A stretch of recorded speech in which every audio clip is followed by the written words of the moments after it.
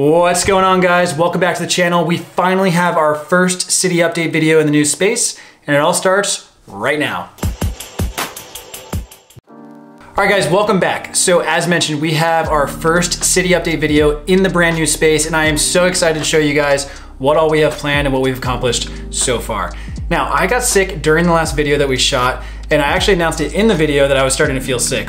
Turned out it was COVID round 2 for me. So the last week has been really stressful and just awful, truthfully, but still managed to get some things done with the city and feeling 100% better and finally tested negative. So what about the city? Well, the city is coming along. There's still a lot to be done, and I'm really excited to show you guys what we've accomplished so far. As you recall, we've been going through the move for about a month now, and it's taken a lot longer than we initially anticipated, mostly because of the construction of building out the new house that we live in now, but also because we wanted to make sure that we planned out the city in a way that made sense going forward, that allowed for expansion and allowed for different scenes and different areas of the city that we didn't have before. So we needed to kind of do some research to make sure that all those areas would fit. So what have we been up to? Well, we moved all of the stuff out of the old room. We moved all the stuff into the new room with a pit stop in a room along the way to allow the construction to finalize. And we finally started setting up the city. It hasn't been extremely easy. There's been parts of it that have been easier than others.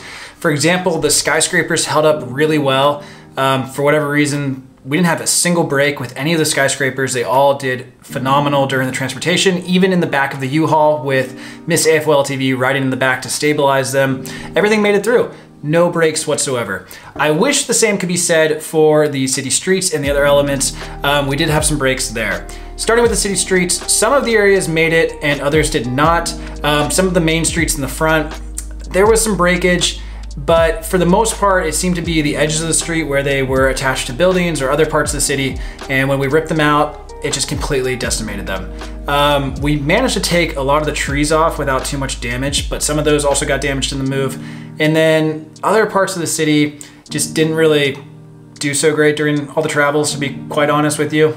And I think the bigger the chunk of the city that it was that we were trying to move, the more breakage that occurred naturally. So for example, sections of the beach held together really well because it's a lot of plates kind of holding everything together. But then as we got further down to the bigger sections of the beach, that's where we started to see a lot of breakage. So down at the end, which was where we used to have kind of the, it's changed a couple times. It used to be the amusement park, and then it became kind of the boat rental area. And then at one point it was planned to become the seaplane rental area. That got completely decimated. I mean, that thing literally looks like a hurricane hit it. And then other sections of the beach held up well, but there's parts that kind of snapped apart, and we've been working to kind of bring all of that back together.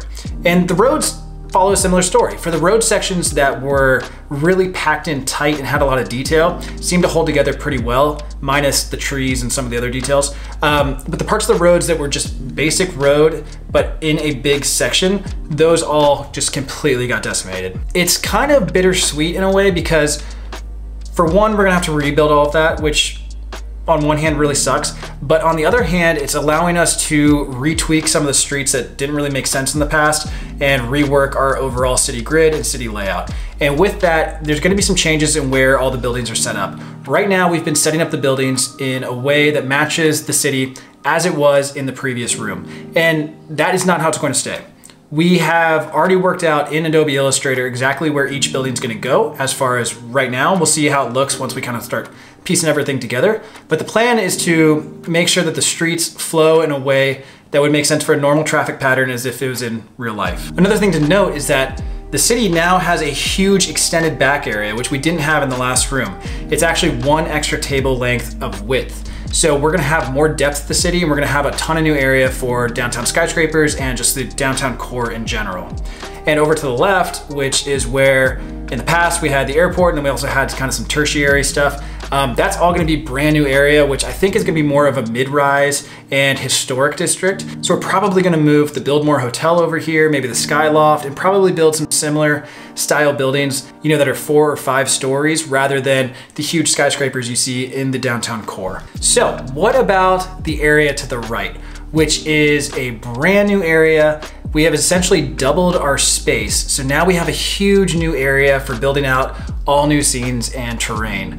And that is exactly what it's gonna be dedicated for. We are planning to do trains, different terrain and some different scenes over here that we didn't have room for in the last city. You guys may have seen on our website by now that we do offer some train instructions, but we're planning to kind of grow that area of our website as well as our Lego room, because I think trains are a classic Lego build, and it's something that everybody really enjoys. And truthfully, I can't wait to start exploring that more.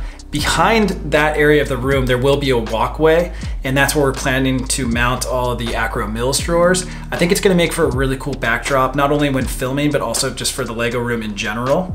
And that will hopefully be completed in the next couple of weeks. We need to order more drawers because we don't have enough to fill the wall. I think it'll make a really cool wall because you'll see some colors through the drawers like you did in our old parts room, but this way it'll be out in the main room, and I think it'll just add some really cool dynamic to the room that wasn't there previously. So what about the white wall to the right? Well, in our last video, we mentioned that this is the new ZipWall that's gone up.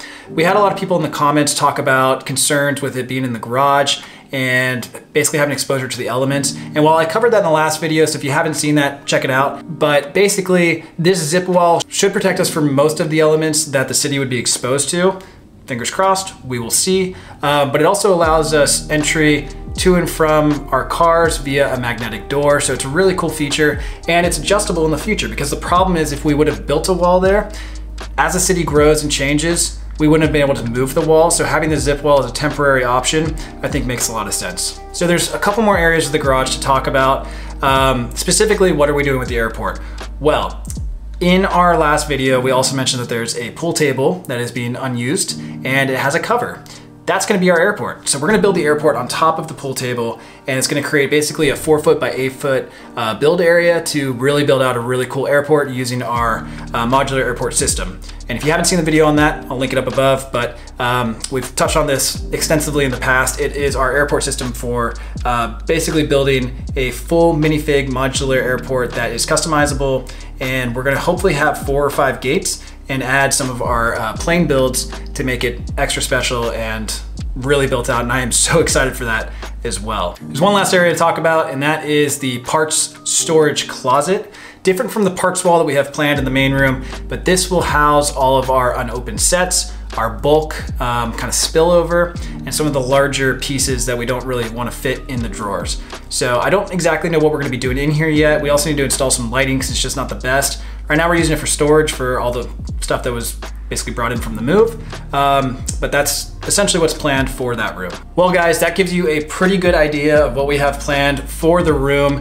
There is a lot of work to be done, but very excited with everything so far. Outside of that, it's a work in progress. I'm sure it's gonna evolve, and I'm sure our plans are gonna change as we go.